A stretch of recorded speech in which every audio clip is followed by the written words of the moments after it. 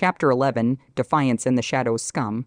Lily Anderson spat harshly, violently shifting her gaze out the car window, not wanting to spare him another glance or hear another single word from his vile mouth. The vicious insult rolled off her tongue with such natural, venomous ease. In the rearview mirror, her delicate face was contorted with disdain and contempt, an expression that looked entirely out of place on her refined features. She was the weaker one physically, yet she brazenly postured like a haughty princess looking down her nose at a peasant, as if she couldn't even bear to grace him with the faintest sidelong glance. As though he were something utterly repulsive and beneath her dignity. He admitted he was captivated by her exquisite face, but that very beauty made him loathe the arrogance and perceived superiority that was so arrogantly etched upon it. What right, what entitlement did she have to act so high and mighty, as if she were more virtuous than the fallen angels, after he had already taken her virginity in an act of such carnal depravity? A woman, once her purity was stripped away, no matter how outwardly beautiful, was nothing more than a used, soiled rag in his eyes. Ethan Blackwood's hardened expression darkened further into a menacing glower, a stormy gloom settling over his ruggedly handsome features as the sleek Ferrari aggressively hugged the curves, speeding into the expansive, meticulously landscaped grounds of his imposing European-style villa estate.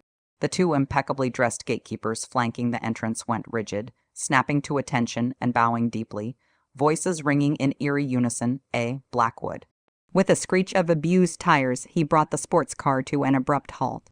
Not wasting a second, Ethan unceremoniously reached into the back seat and hoisted the protesting Lily over his shoulder in one rough motion, not caring if her dress rode up immodestly as he turned and strode with arrogant purpose towards the opulent villa, again with this barbaric, dehumanizing behavior. Just how could this man, this boor, be so shamelessly unreasonable and overbearingly boorish in his actions? This was civilized society, not some primitive age of brute lawlessness.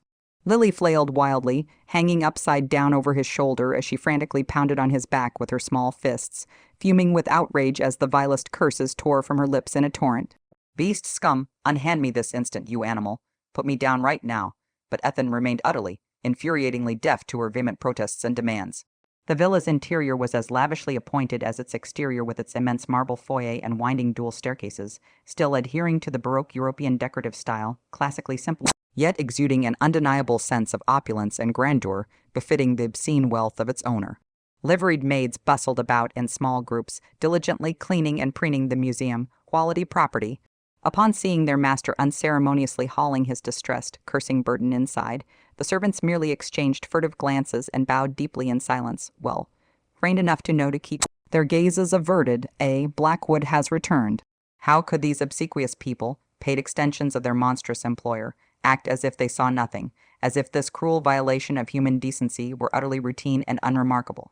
Was the barbaric brute truly so depraved, so drunk on his power and entitlement, that he was in the habit of bringing restrained, unwilling women back here like errant disobedient pets to be disciplined? The appalling thought made Lily feel exceptionally disgusted and dirtied just by proximity to this whole, sordid den of iniquity.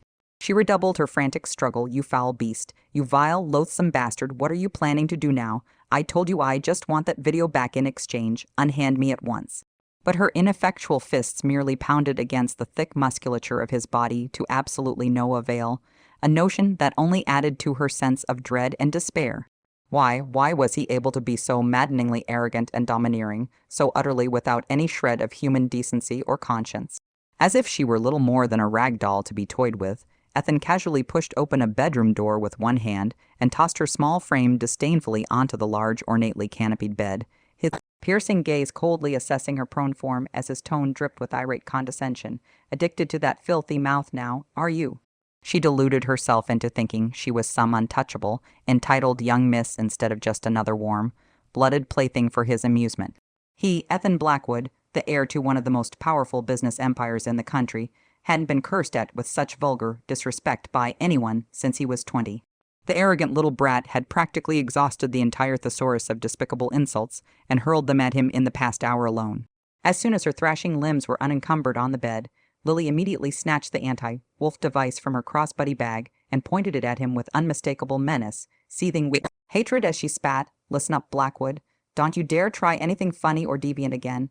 Give me that video, and I'll return your damn memory card, and be square and unchained from each Others' sickening presence forever. He felt as though a suffocating band was encircling his chest and wouldn't let go no matter how many breaths he took to try to break it. Her eyes were searing with bare hatred and caution. Chapter 12. Bound by menace settle the score. Does she think she can walk away that easily? Ethan sneered as he watched Lily sitting on the bed, her posture tense with wariness.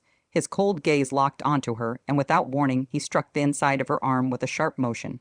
Pain shot through her limb, and the self-defense device she had been clutching slipped from her fingers. Ethan swiftly kicked it aside, rendering it useless. Once again, Lily was reminded of the stark difference in strength between men and women.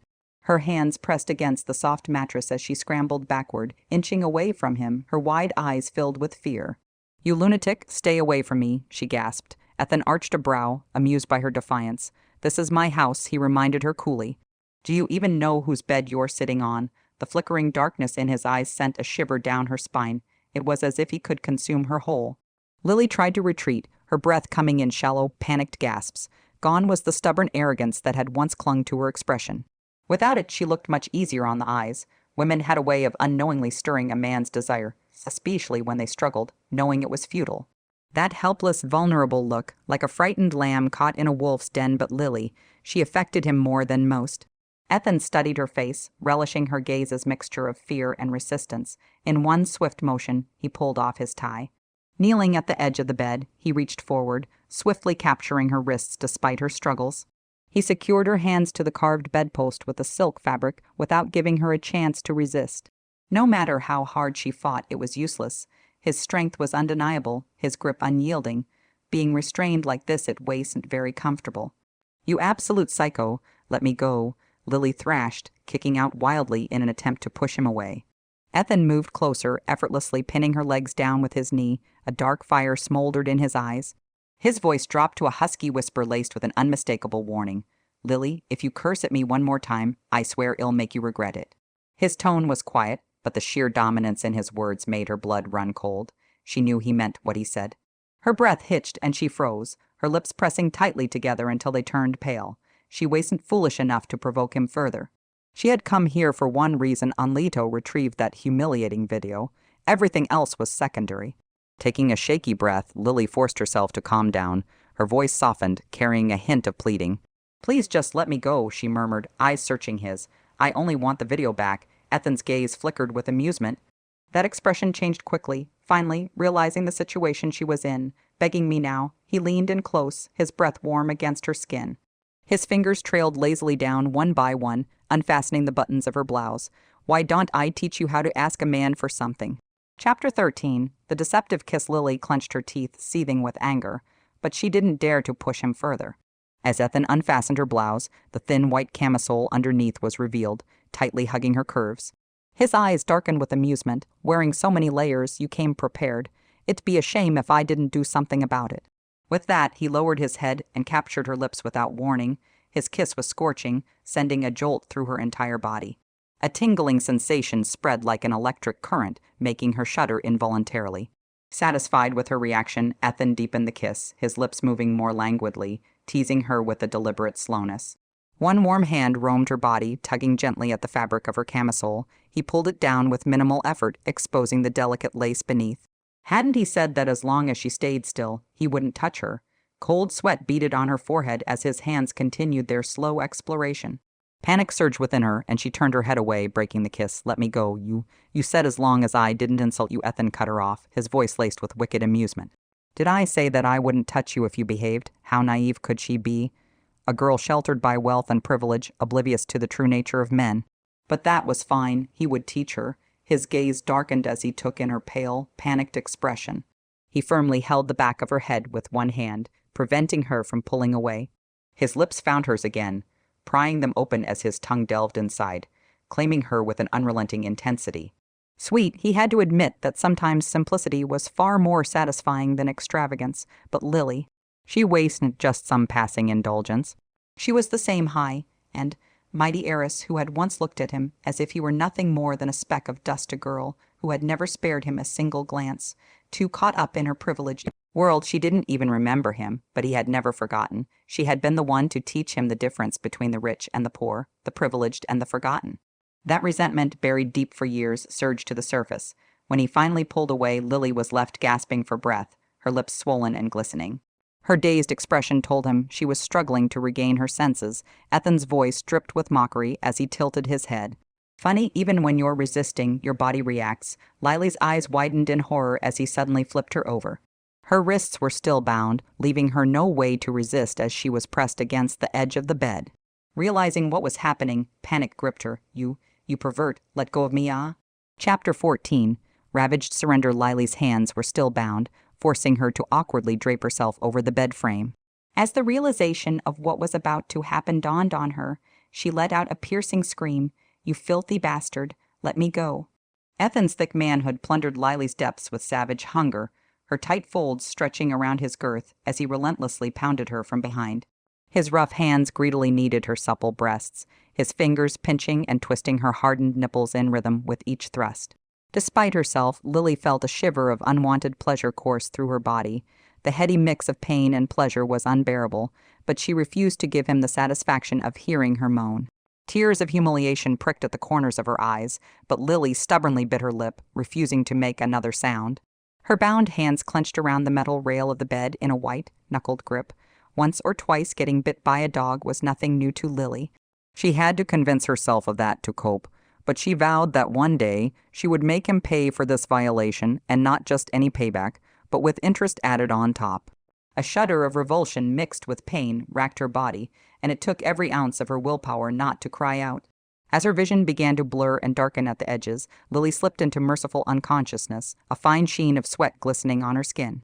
She had passed out already.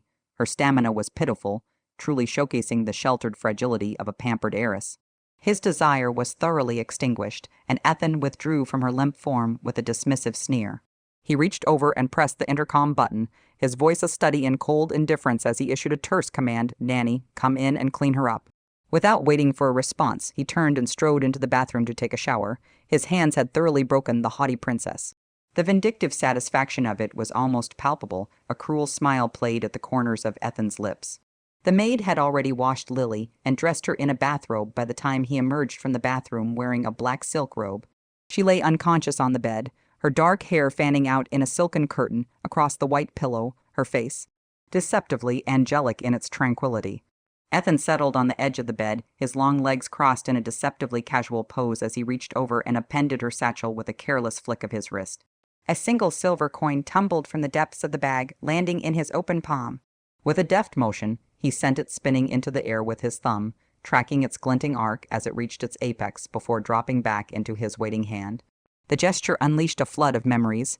Back then, he had been nothing more than a delinquent student at a Drake High School, versed in the art of brawling and little else.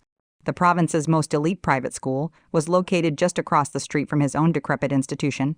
One day, after a particularly vicious fight, he stood by the side of the road, his uniform disheveled and his mouth smeared with blood.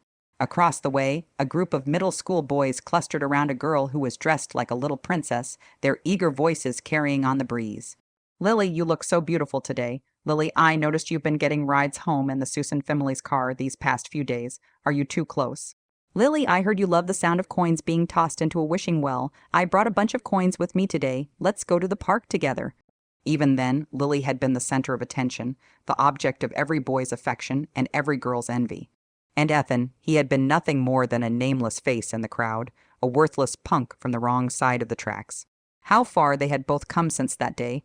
Chapter 15. Echoes of contempt, the gaggle of young gentlemen, flocked around Lily Anderson like satellites orbiting a luminous celestial body. The young lady graciously accepted their adoring attention while dressed in a stunning ivory gown befitting of royalty and having her chestnut hair restrained by elaborate butterfly clasps. Yet Ethan's discerning eyes easily perceived the undercurrent of disdain simmering beneath that practiced facade of affability.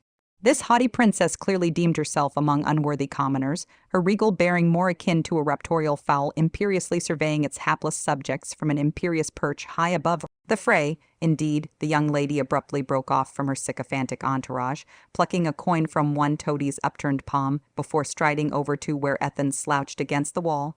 Rising onto her tiptoes, she deposited the coin into the pocket of his threadbare shirt with an airy flourish. "Perhaps you loutish lads could put that petty change towards aiding the impoverished, if spiritual sustenance eludes your comprehension."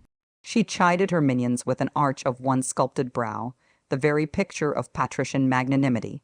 Though couched in the dulcet tones of feigned nobility, her snide remark could not quite mask the naked contempt burning like twin sapphire flames in those judgmental eyes. Following that, she disdainfully offered a handkerchief and swept it across her delicate fingertips, as if worried that even that meager coin's soiled touch might have tarnished her skin.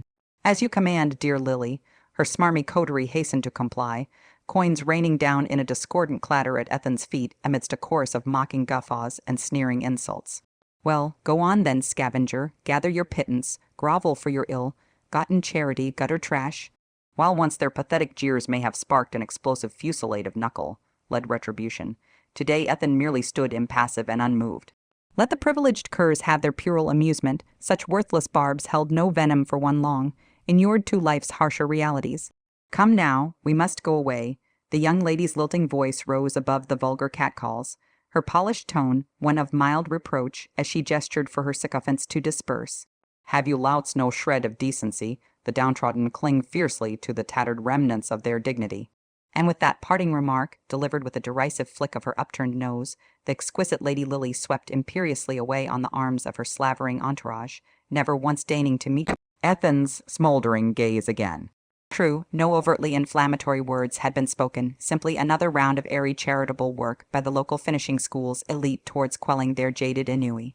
And yet, Ethan had been scorched by the all-too-familiar flames of humiliation that day. That vexing reminder of how insignificant and expendable those living in poverty were in the eyes of the wealthy elite societal dregs to be idly mocked and discarded at their most fleeting whim. From that day forth, the name Lily Anderson had been seared into Ethan's consciousness as an indelible brand of shame. An eternal reminder of the ignominious insect he had once allowed himself to become in their regally disdainful eyes. With a profound sense of karmic satisfaction, he studied the once regal beauty now lying disconcertingly low beside him, her former aristocratic poise completely shattered. However, her fiercely burning sapphire eyes still displayed an innate pride and untamable spirit, proving eerily recognizable even in her current state. The trill of his phone broke up his bitter reverie. Ethan snatched it up, unsurprised to find his assistant on the line. "Sir, I've compiled the full dossier on this Lily Anderson per your instructions. Go on, then." Ethan purred into the receiver, unable to resist locking eyes with his latest fallen conquest. This was going to be most enlightening indeed.